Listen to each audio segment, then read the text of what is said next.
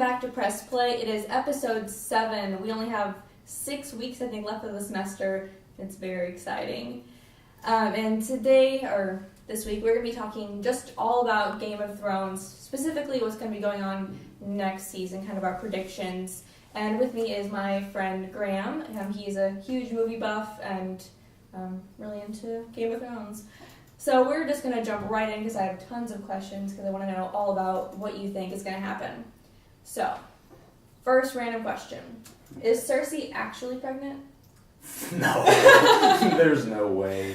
Absolutely no way. That was just bait to try to get Jaime to hang around, and he finally got wise and actually bolted.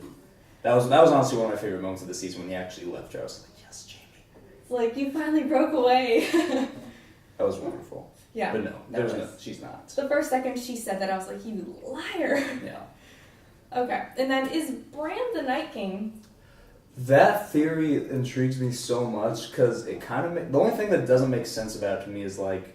because we saw the Night King, like, turn into the Night King, right? Right. Like, with the Children of the Forest and everything. But, like, I watched, like, one theory video that kind of explained it, and, like, the idea was that he was, like, warging back in time. Mm-hmm. And, like, he went there to, like, try to prevent that from happening in the first place, but he went back too far and he, like, lost control or whatever, and then he got stuck in the Night King. And they kind of look the same. Like, if you take the makeup away from the Night King, it kind of looks like Bran. So, honestly, I feel like that's almost a real possibility because, like, we're at that point in the show now where, like, we've done, like, political intrigue for, like, 4 or 5 seasons, or even 6 seasons, and this last one just went, like, full-on high fantasy. Mm-hmm. And I think the last season will be similar to that, but I still feel like Martin probably would have had something planned.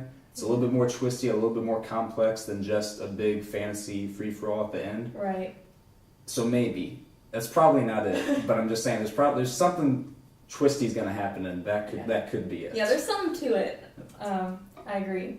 And then, when Jon and Daenerys find out they're related, because I feel like they will, are they going to stay together? That's going to happen in episode 1, and I don't know. I'm in the vast minority. I don't care for Dany at all, and I'm sorry. You wounded me. I'm sorry. She was fine earlier on, but, like, this last season... when she went all Targaryen? Yeah, like, I was agreeing with Tyrion, like, you know, chill. And like, I know they're supposed to, like, love each other now, but they haven't been loving each other for that long. So I kind of feel like she's going to get, like, really haughty and be like, no, I'm still, like, going to be queen. I'm still going to rule and everything. And Jon's going to be like, well, I don't know. That's going to be really interesting. Actually, that's the one thing I really have no expectation, like, how they're going to handle that, what's going to happen. Except for Dany's going to be dead. I'm pretty sure Dany's dying. That's my worst fear. She's going to be dead. I know. Okay, and then kind of off that same last question, whenever they arrive back at Winterfell, are the Northern Lords going to accept Dany as their queen? I would be shocked. They will if the plot demands it, because I know we're doing fewer episodes this season, so, like, if it's just not a conflict that they want to run with or have time to develop, then they'll probably be like, oh, we hate her at first, and then by the end of the episode they'll be like, yeah, okay, she's cool. But realistically, and this is a show, ironically, even though it is about dragons and everything, it's kind of realistic aside from that. And aside from that, like, realistically, I feel like, yeah, they would kind of hate her. Yeah. And continue to hate her and not accept her for the duration of whatever that is. Actually, prediction, here's what's going to happen. So they're going to roll up at Winterfell, and the Northern Lords aren't going to accept her. It's going to be really heated. They're going to find out they're related. And then, into the episode, here come the Army of the Dead, and they gotta, like, band together, and then... You think it's gonna happen that fast? I feel like there's gonna be something, or at least at the beginning of something, episode 1. Okay. I don't think they're gonna take a lot of setup time. They did that last season. That's true. Okay, and now moving on to some questions that are just all about the Iron Throne. Okay. Is there going to be an Iron Throne by the end? And that entails, like, will there be anything to rule over, or will democracy come, things like that?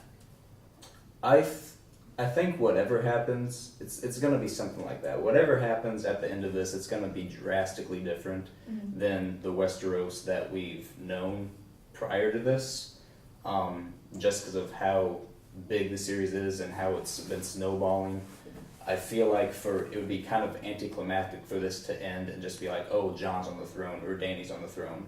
Yay, hugs and kisses. Right. I feel like something more catastrophic, more cathartic has to take place. So I would vote. I don't know. It could go democracy. It could go total devastation. Everyone's dead. I mean, it would probably be everyone's dead. Knowing the show, that'll probably be. That would be a game changer. Yeah. Okay. If there is an Iron Throne to sit on, who's gonna be there?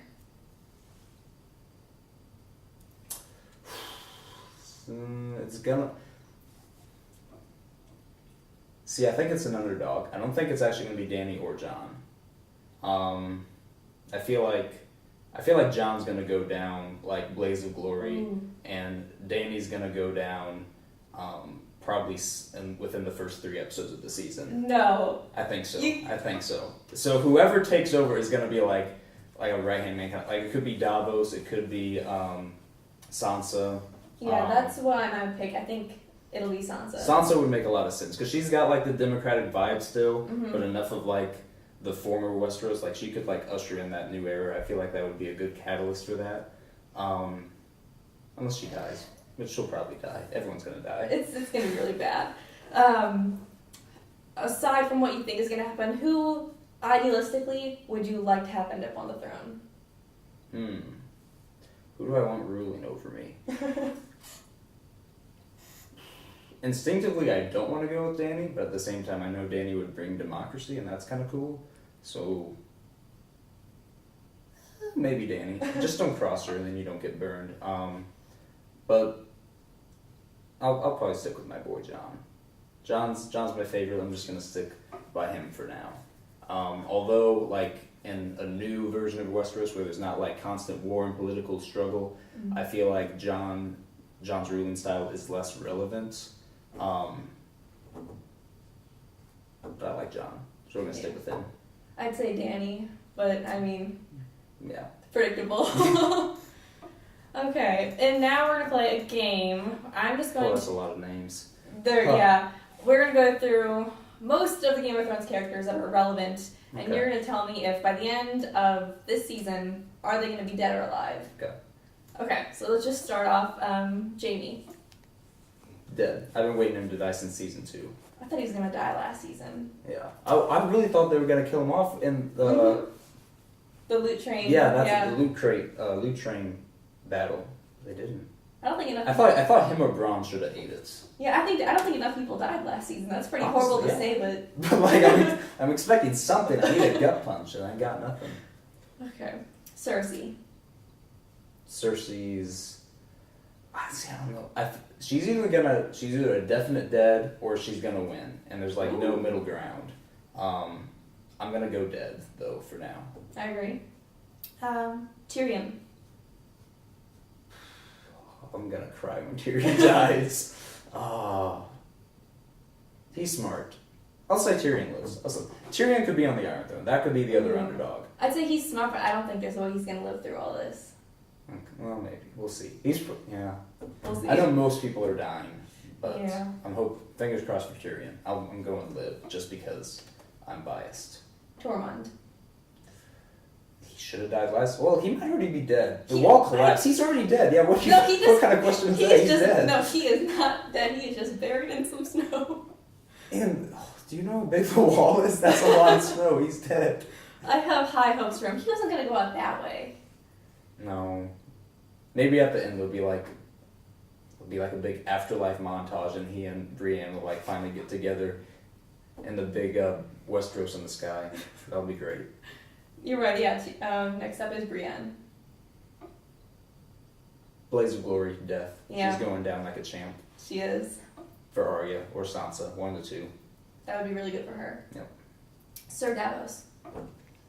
Davos is another underdog candidate in my opinion. I think Davos could potentially get there. I think he could. He'll live. I'll stick with Davos for now. Okay. Varys. Nah, Varys is gonna eat it. Yeah, I think he's definitely gonna die. Melisandre. She's I don't know, cause she's like slowly been receding into the background for the last few seasons now. Like I'm not even sure she's relevant enough anymore to like even take the time to kill her off. I'll say she sticks around. I say she dies. And then moving into the Starks, Bran. Bran's the Night King, so he's gotta die. Sansa. Sansa's gonna make it. I think she will too. Arya. Arya's gone. Ooh. She's dead. That'll hurt me. Yeah. Gendry. Ooh, Gendry. I forgot about Gendry. I feel like it would really suck to bring him back, like, all of a sudden out of the blue in season 7 and then kill him off really shortly, so I think they got something planned for him. I'm gonna say he's alive. What if he ends up in the Iron Throne? Because he's Robert Baratheon's son, so... Yeah. But I feel like by the end of this, we kind of would have established, like, that his whole rebellion was, like, faulty and that he doesn't have a legitimate claim, but maybe not. True. It is still a political show, so, like, truth probably isn't gonna be, like, an important thing. So maybe Gendry's on the Iron Throne. That would make sense why you're bringing him back if you're gonna put him there at the end of the show. Right. So Gendry, alive. Euron? Dead. Yeah, he's probably dead. I hope he bites it really soon. Yeah. He bothers me. Yara? Who's Yara? Theon's sister. Oh yeah, I forgot about her. I bet Euron kills her. That's what I think. Yeah, I don't think there's much. Okay, because Theon, that's going to be in episode 1 too, then, or episode 1 or 2, because Theon's like going to save her, right? Yeah. I remember. Forgot about that too. I think Theon, for whatever reason, I think he's gonna make it out alive. Yeah, that makes sense. That'd be a good arc for him. Yeah, I mean, it would really make sense given everything he's been through. Sam.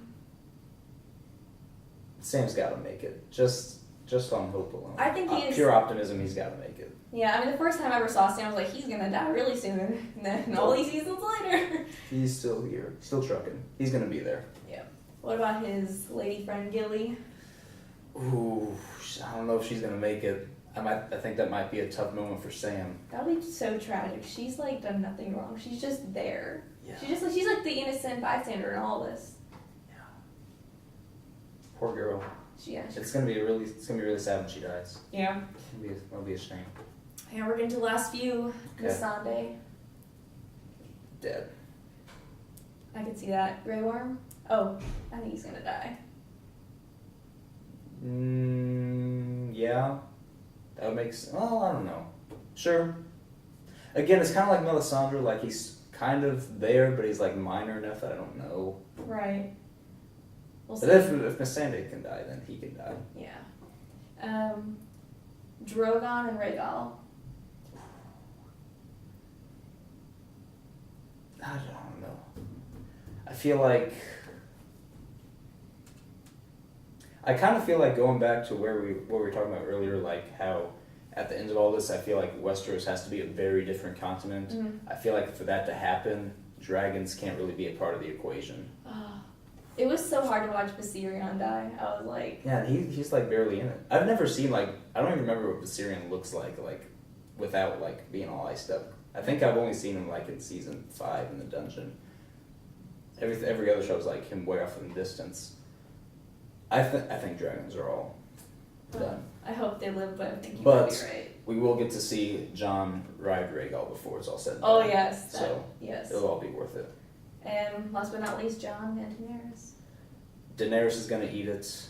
And Jon will either be on the throne or he's going to eat it in like the biggest blaze of glory death you ever done seen. You know, Dany's gonna die, even though I hope she doesn't. And then Jon, I think he has more of a chance to live than she will. Yeah, for sure. But I don't know why. I got a gut feeling like episode 3 or 4, Dany's gonna go down and it's gonna just like mess with everyone. In a perfect world, they'll stay together. She'll have the That's baby not that right. she totally conceived. And then it'll be a Targaryen bloodline forever. Oh, jeez. I hope not. That's my dream. But those are our predictions for next season. We are going to have to wait forever to find out if they come true. But we're definitely looking coming out like 20. I know they pushed it back recently. Definitely 2019. I don't think they said a month though. Maybe April though. That's my feeling. But yeah, next up, David is going to play Battlefield. We're going to get to know Graham a little bit better, so we will see you there. What's up, everybody? Welcome to the next part of this episode of Press Play, where today we're going to be playing Battlefield 1 with our guest Graham here. So, are you a big gamer? It's like the big No, not at all. Not at all. Man, you're in for a treat. Oh boy, I tell you, can't you're wait. gonna leave here addicted. We're That's gonna what I like to bring you hear. in. So while he's playing Battlefield, we're playing a game Conquest, and you're I mean, already capturing I've played points. some first person. Okay, what the frick? That wasn't good. It happens. No, it's all right. You'll get there. It's all right. Everything is fine. You'll be fine. Yeah, you can hold A to escape. There we go. Okay. And then Let's try this again. You want to spawn again. I'm feeling. Feeling a tank or? I want to go over here where it looks relatively Yeah. safe. All right. Well, while he is riding in a plane, we'll see how long he lasts here. Not I have long. a couple. I can't. Okay, not long at all. Yeah, not long at all. We're gonna Yeah. get there though. It's Yeah. just there's a learning You're curve. gonna You know, be- we're fine. you're gonna We'll be top fine by of the end of board this. By the end of this, yeah, I'm sure. So we're gonna ask him a couple questions. First category of questions I have is Missouri versus Illinois. So Like as states or just in general. So what's your favorite thing about St. Louis? mostly just that it's home. You know, like I mean, it's not home, but it's home-ish. Like home is like 50 minutes east of here. But ooh, motorcycle. How are we getting this? Hold. But yeah, like I don't know. I don't love St. Louis to be perfectly honest. There's a lot that I don't like about it. Oh, okay, this is confusing. Nope, we're not gonna do this. Exit immediately. Yeah. Okay, let's find some people to shoot. Dang, it's really hard to have like coherent thoughts and play this game at the same time. So, favorite thing about St. Louis, yeah, I would just say like the friends and family that I have in the area. It would definitely not be my first pick for like a city to live in because the weather sucks and it's kind of on the decline. But it's home, so I like it for that reason. Where are you originally from? I'm from Brighton, Illinois, which is near Alton, Illinois, if you know where that is. Yeah, kind of. I feel like Battlefield is way harder than the other first-person shooters I've played before. Like, I played Halo 4, like, however many years ago that was when I still had an Xbox, and I don't remember ever dying from, like, a single shot or Random, two. yeah. Some of the guns in this game are really powerful.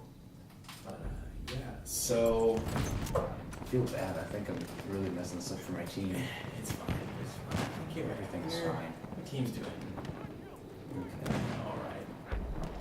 Alright. The next question comes on, we're recording this on opening day, but Cards or Cubs? Cards. Good answer. Clearly cards. I like Chicago, but not really Chicago sports. Yeah, I feel that. I'm the exact same way. Like, I love going to Chicago and visiting. Oh, yeah. Except for the Bulls. I'm a moderate Bulls fan when they're good. Preferred style of pizza, Chicago or Chicago deep dish? Chicago. Is that even, no, there's only one good type of pizza, Chicago style pizza. If you've ever been to Chicago, have you gone to Lou Malnati's Pizza in downtown? I might have when I was It's younger. Isn't that the one where you can there's like graffiti on the walls or something? Yeah, it's in like a really old place. Yeah, like yeah. it's like the main eating area is like this really old red brick and everything. It's got a good atmosphere to it. There's a guy right in front of me. Ooh, I thought close. See, now he's highlighted red, Yeah. but when I saw him, he was just empty. I don't know if he's on my team or not. Yeah, sometimes. Julie's over here laughing at me. Yeah, Julie's behind the camera. She's watching and laughing. But Gosh dang. you're doing all right. No, I'm not. You're gonna get a kill Can we for sure. play a game like I've done before? I have some idea what's going on. I wish I Just should have gotta- downloaded Halo for you. But the new Halo is a lot. That's the thing. It's like We have lost objective. jetpacks jumping in. That's an enemy. We have taken objective. There you go. Give us some damage. Melee. What's the melee button? What's the melee button? What's the melee button? B, I believe. No, Yeah, it is. No, that's crawling. Where'd he go? it's been a while. He died. Oh, that's good. Go. He died. Yeah. Halfway Next there, question. the enemy has the upper hand. What is your go-to food? I actually don't eat on campus that often anymore. I moved off this semester. So usually, like, I work at Starbucks now, and like they have these little like boxes of like lunch type sandwiches and stuff, and I just get those for free, so I just eat those. But if I do have to eat a gander, oh, that's a grenade. I'm Lay down, probably lay down. going to go for the Asian bar. Dang it. The Asian bar is your go-to? I'll say stir fry, yeah. Stir That would fry. probably be my go-to. I don't think I've had that yet in my time here. It's- Change that. It's the easiest to like come back to, in my opinion. Like whenever I did live on campus, I got really tired of everything else. But the stir fry, I can change enough up that I'm like, okay, I can keep eating this and not hate myself for it. I'm a commuter and I'm starting to get a little tired. Yeah, gander food gets really old really fast. It's better quality food than most of the other campuses I checked out when I was deciding to come here, but there's just less variety. Yeah, I feel that. We love Gander though, but it does get a little bit tiring. Go So, Saints. what is your favorite movie franchise?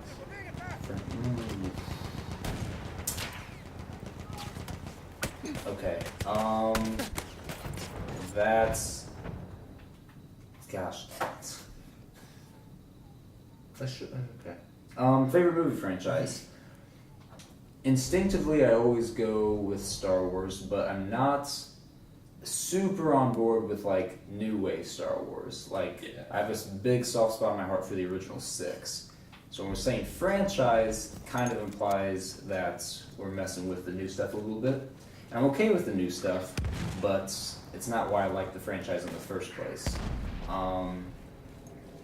Then there's Lord of the Rings, a huge Lord of the Rings fan. But again, if we're talking franchise, I'm not really sure how on board I am with the whole Amazon series yet. We'll see how that goes. I think, We have taken objective Edward. does Pixar count as a franchise? I feel like Pixar counts as a franchise. Pixar, yeah, you can count Pixar as a franchise. That's definitely the most consistent. Let's go here. I'll just go with Middle Earth. If you could direct one of those movies, would you take that opportunity? No, they've been done. So, is that even an enemy? What am I shooting right now? That is an objective. that Oh you're my shooting at goodness. right I'm really bad at this. I would not direct anything film related in the Middle Earth saga. I think it's been done to perfection already. It's just time to stop and admire it. I would, however, be down to direct a Star Wars movie or something. now. I would definitely down to direct a Star Wars. Because now, like, the precedent's been broken. Like, we've already seen, like, okay, Lucas, you had your 6, but, like, now we're kind of doing our own thing. Like, Rian Johnson's Last Jedi was We have taken definitely, objective Duff. definitely took some risk and everything. So once that precedent has been broken, I feel like I could feel comfortable coming in and doing a Star Wars film. Me and my friend Jeff actually had a pretty cool idea that we fleshed out a little bit for Mace Windu solo movie in between episodes 3 and 4. I'm actually...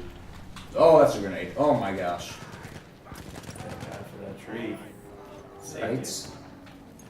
But,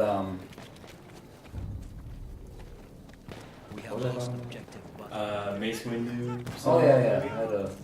We had a kind of idea for like a... Story. I don't know what to call it. It'd be kind of like a... Yeah, I don't know how to describe this in like one. There's a word for what I'm looking for, but I have no idea what it is. So we're just going to leave it at that. Mace Windu solo movie, Yeah. It was a kind of cool idea that will probably never actually happen because we don't have resources or connections to make that happen. Never know. I mean, they're hiring people left. It seems like every week we have an announcement of a new Star Wars trilogy or project. Yeah, So, but they give them to the people who know what they're doing. yeah, maybe That's the some- problem. Maybe someday in the future. Maybe someday. We'll see. they're still making Star Wars, then they probably will be. Star Wars is kind of they're gonna timeless at be- this point. They're going to be making Star Wars movies for at least the next decade. Yeah, you're probably right. We have taken objective So, Charlie. who's your favorite director? Wow. That's tough. I'll give you 3. Christopher Nolan is probably way up there. That was the. Yeah, I would probably say he's probably my number 1 because his films were the ones that took me from I enjoy movies. I'm kind of like a nerd about movies and everything to appreciating cinema as a legitimate art form. And it was his films that brought me to that interest level in it. We have And taken then as I've gotten objective deeper into it, I love Stanley Kubrick's films and the Coen brothers also. Those would be probably my top 3 directors. Good directors. I'm a big Chris Nolan fan. I He love can do me no some wrong. Chris Nolan and some Hans Zimmer. Those two are the greatest. For sure. I love Hans Zimmer. Hans Zimmer's kind of the Chris Nolan of scoring movies right now. They're both just so consistent. They can't really do a whole lot of wrong. Am I capturing this? Go Lee. Yes, you are capturing it. You're doing Yeets. the objective right now. You're doing pretty good. And you've got a teammate with you, so that means you'll probably take it pretty quick. Yeah, I feel like Chris Nolan is a league above the rest. And he knows he has similarities in his movies. He has consistent collaborators. He works with. He knows what works. He repeats it. Sometimes he'll change it. He had it. He had cast Harry Styles in Dunkirk. Yeah. And everybody's like, what? But it's if anybody can make that work, it's Christopher Nolan. Right, exactly. But he has consistent collaborators. He brings back people that he works with from time to time, but they change it up enough to For sure. make it be a good movie and stand on its own. So we have a little picture here which you saw off camera, but Yes. the fans will have it popped up for you on screen. But what is the story behind that picture? So the story behind that picture is I'm trying to learn how to be a filmmaker.